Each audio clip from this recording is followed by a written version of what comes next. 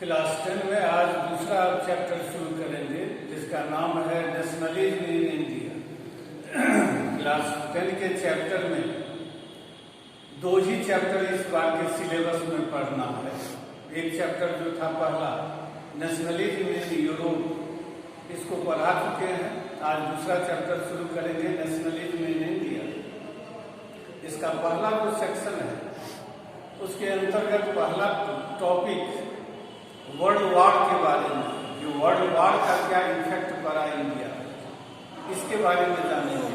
लेकिन उसको जानने से पहले ये जाने कि नेशनलिज्म इंडिया में किस तरह आया, कहाँ से आया, इसका किस रूप में आया, इसके बारे में जानना जरूरी है।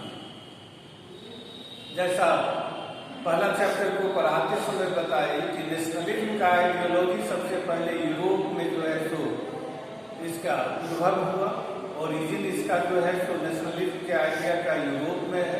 यूरोप में यह पूरा स्प्रेड किया, पॉपुलर हुआ और उसी का नतीजा था कि यूरोप के बहुत सारे देशों में रिवॉल्यूशन सब होने लगे, नेशन स्टेट बनने लगे।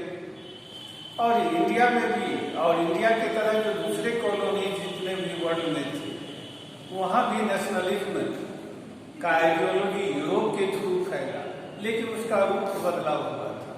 यूरोप में नेशनलिज्म का जो रूप था वह नेशन स्टेट बनाने के पर फोकस था। नेशन, इसका पर्पस था कि नेशन स्टेट बनाना।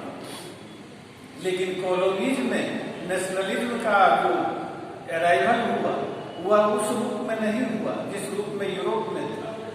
यहाँ नेशनलिज्म का आइडिया कॉलोनीज में, इंडिया ऐसे कॉलोनीज में जो कॉलोनियल गवर्नमेंट के अगेंस्ट जो लोगों के मन में जो एंगर था, उसके अगेंस्ट में जो स्ट्रगल शुरू हुआ, मूवमेंट शुरू हुआ, उस रूप में जो है तो यह पॉपुलर होना शुरू हुआ।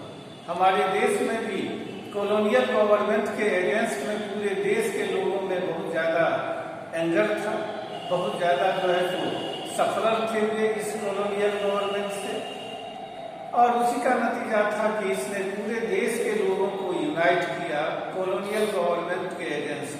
कॉलोनियल रूल को वे इंडिया से समाप्त करना चाहते थे।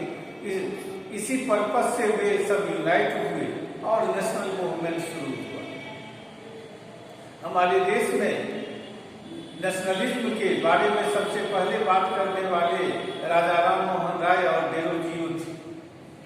धीरे धीरे यह फ्रेंच रिवॉल्यूशन से प्रभावित होकर के राजा राम मोहन राय और डेरोजियो ने नेशनलिज्म के बारे में यहाँ के लोगों को बताना शुरू किया। यहाँ के लोग उसके बारे में जानकारी प्राप्त किए और इससे प्रभावित हमारा नेशनल मूवमेंट रहा। हमारे 10th के सिलेबस में पूरे नेशनल मूवमेंट क्यों, कैसे शुरू हुआ इंडिया में, उसके कारण नहीं दिया हुआ है। ये कारण जो है तो 8th क्लास में था। यहाँ जो है तो तुम्हारे सिलेबस में इंडिया में नेशनलिज्म के बारे में जो सिलेबस हुआ है 1920 से लेकर के 1947 तक, जब देश आजाद हुआ उस समय के पीरियड तक था। तो इसी के बारे में एक एक कर जानेंगे। सबसे पहले जाने कि वर्ल्ड वार का इंडिया पर क्या प्रभाव पड़ा। तो वर्ल्ड वार जब शुरू हुआ तो इसका प्रभाव इंडिया पर बहुत ज्यादा पड़ा। ब्रिटिश गवर्नमेंट हमारे देश में उस समय रूल कर रही थी। इसने इंडिया को जबरदस्ती जो है तो फर्स्ट वर्ल्ड वार में जो है तो शामिल कर दिया, जबकि फर्स्ट वर्ल्ड वार से हमारे देश को कोई लेना देना नहीं था, लेकिन ब्रिटेन को लेना देना था। ब्रिटेन फर्स्ट वर्ल्ड वार में एलाइड पावर की तरफ से लड़ रही थी और ब्रिटेन का हमारे देश पर रूल था। इसीलिए ब्रिटेन को इंडिया की जरूरत थी और इसी जरूरत के कारण बिना इंडियन लोगों से विचार विमर्श किए, बिना इंडियन लोगों की रजामंदी के, कॉन्सेंट के, उन्होंने इंडिया को फर्स्ट वर्ल्ड वार में शामिल कर दिया। वो फर्स्ट वर्ल्ड वार दुनिया में उस समय सबसे लंबा चलने वाला वार था, बड़ा एक्सपेंसिव था, बड़ा टाइम टेकिंग था। तो इसलिए यह बहुत ज्यादा एक्सपेंसिव था।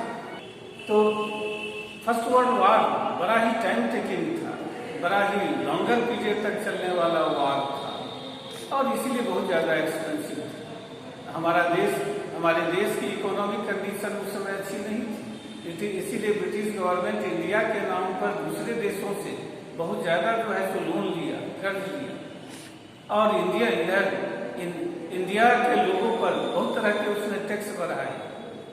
और जैसे इनकम टैक्स पहली बार लागू किया गया हमारे देश में, टैक्स का पहले जितना लिया जाता था उससे टैक्स को बढ़ा दिया गया। तो इस तरह भारतीय लोगों पर इसकी बहुत ज़्यादा जो है प्रभाव पड़ा, आर्थिक प्रभाव पड़ा, इकोनॉमिक इफेक्ट पड़ा, उन पर बर्डन हो गया। उस पीरियड में चीज़ों की कीमतें बहुत ज़्यादा बढ़ गई, लगभग डबल हो गई उस समय।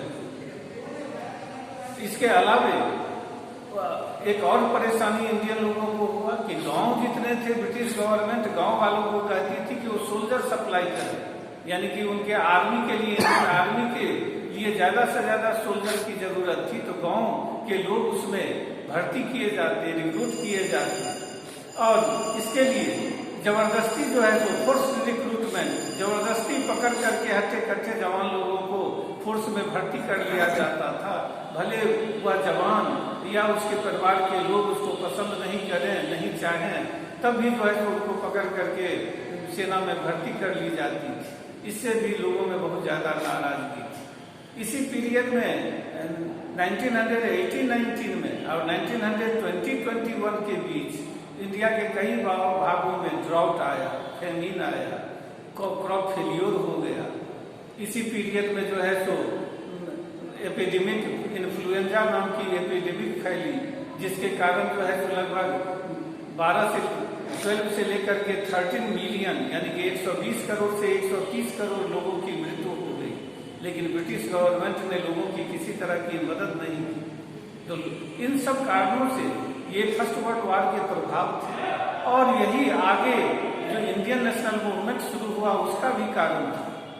इसी के कारण लोगों में नाराजगी जो पैदा हुई, उस नाराजगी के कारण लोगों को लगने लगा कि इस ब्रिटिश रूल को जल्दी से जल्दी खत्म कर देना है, और इसके लिए गांधी जी ऐसे लीडर का पदार्पण हुआ भारतीय पॉलिटिकल एरिना में, और उन्होंने सारे लोगों को, अलग अलग जो ग्रुप के लोग थे पूरे देश में, उन सबको नेशनल मूवमेंट में शामिल किया, और एक सशक्त, एक पावरफुल जो है तो नेशनल मूवमेंट उन्होंने शुरू किया 1920 में, जिसको नन कोऑपरेशन मूवमेंट के नाम से जाना जाता है।